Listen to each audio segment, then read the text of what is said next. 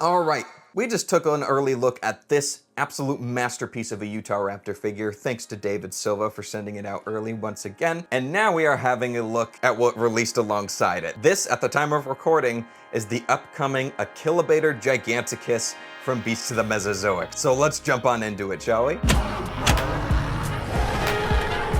This is one of my favorite packages that I ever got from Beasts of the Mesozoic because I just feel so overwhelmed on how cool these figures are.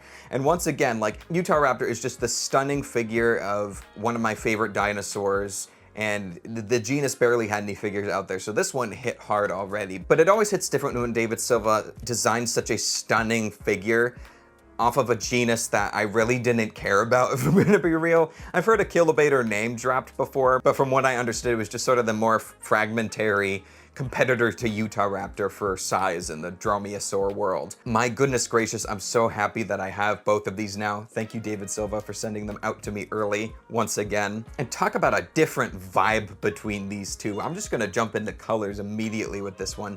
This one's coloration is based off of the California condor, if it's not obvious.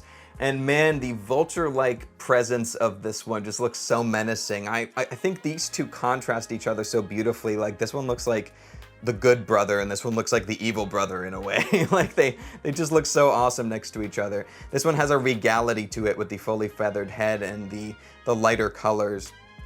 And the darker, more sinister colors with the wrinkled, ugly, naturalistic skin and the black feathering.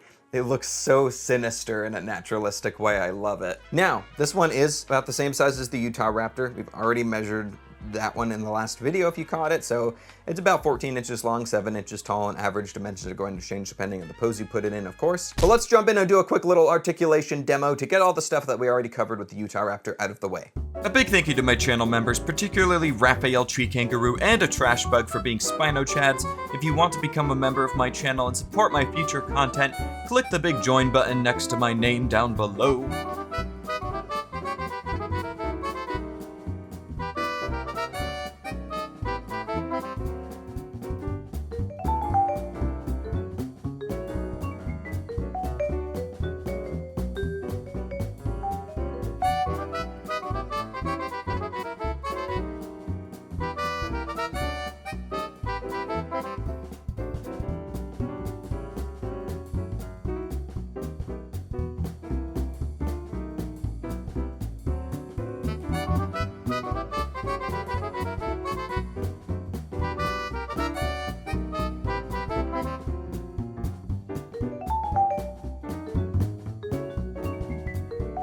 Yes, wasn't that lovely? But anyways, as you can see, pretty much the same range of motion as the Utahraptor. The only new parts on this one really are the neck parts and then this shoulder mounted like main piece around the neck, because obviously this one has a bald head, which is really cool. But the range of motion is not compromised at all really by that extra bit of fluff around the neck, and that is because this is a completely loose assembly, as you saw. So it just rotates around freely and you can kind of form it into place because it's a very rubbery plastic, which is cool. So once you find a pose that you like the head to be in, you can just push it up tightly against the body and it will stay there nicely. But man, the Vulturaptor look, I feel like I've seen it so much with people trying to design scary looking feathered raptors for like the Jurassic World series and such. So it feels kind of like a stereotype, but just the execution here is incredible. And I'm even gonna go a step further to say that I think this Achillobator right here is the most uncannily real looking Beast of the Mesozoic figure released to date. Like, this thing blew me away with its texture work and its subtle variety in paint across the entire body. It's amazing. And one thing to keep in mind though is, looping back to the articulation quickly once again, is this elbow joint. I know I mentioned it briefly on the Utahraptor. Be careful with it when you get this one, and if you get one that has close to no friction, fret not, because this right arm on my Achillobator, when I first got it, just literally fell off right out of the box. It had zero friction at all on that attachment point. So what I did, thanks to David Silva's suggestion, by the way, is you put a little tiny dab of super glue on the top of the peg on the receiving end of the upper arm here, and then you just pop that joint in and you literally just go like this. You wait until the super glue dries and you just move it back and forth like this so it doesn't actually glue into place.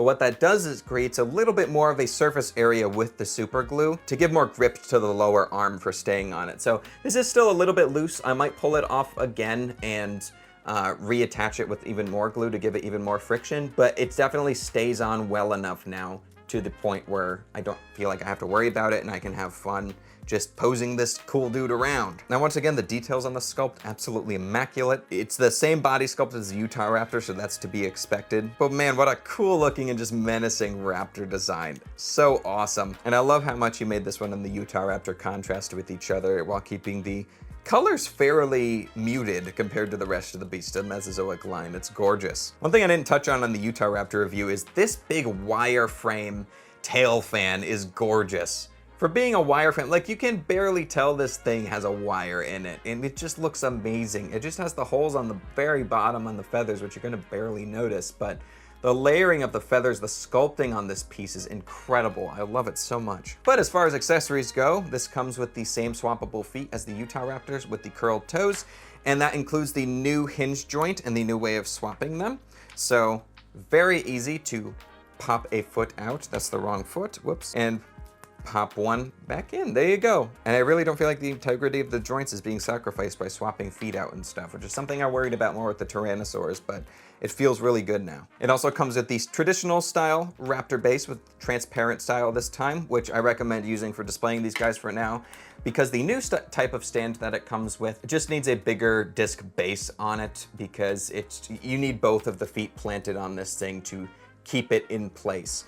But actually, one hack that I figured out if you want to use this base, which I forgot to mention in the Utahraptor review, is if you put this on vertically, like so, and then you slide the little lip on that cradle piece for it underneath the front torso part, then you can actually get this thing to stand fairly well. And I don't recommend doing it long term, but if you're taking a picture or something, that's just something I thought was worth a mention. And of course, this one includes art by Brennan Stockermans on the collectible card, showing the Achillobator with a fresh kill in like a snowy mountain environment, which is super cool. Really looks bird of prey-like in that image. There's a quick look at the back of the card in case you were curious about that. Very cool indeed. But yes, Achillobator Giganticus, an absolute win in my book. So happy I have this one. It's fueling my BOTM addiction even more. Like, bless you, David Silva, for making these incredible dinosaur figures, but also curse you because I'm running out of space. Help me, please.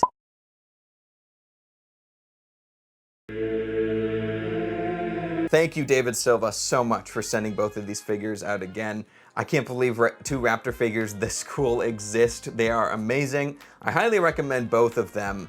You really can't go wrong with picking each one. Before getting both of them in hand, I would have said Utahraptor just because this thing is so gorgeous, but both of these are so close to me for now, I really don't know which one I prefer. They both look incredible. Man, are you guys hearing bells? If you haven't hit that bell icon, then you're probably not, so might as well hit it. And then every time you upload a video, you'll get a notification and you'll hear a bell. And you might as well subscribe while you're at it, because then it costs you nothing.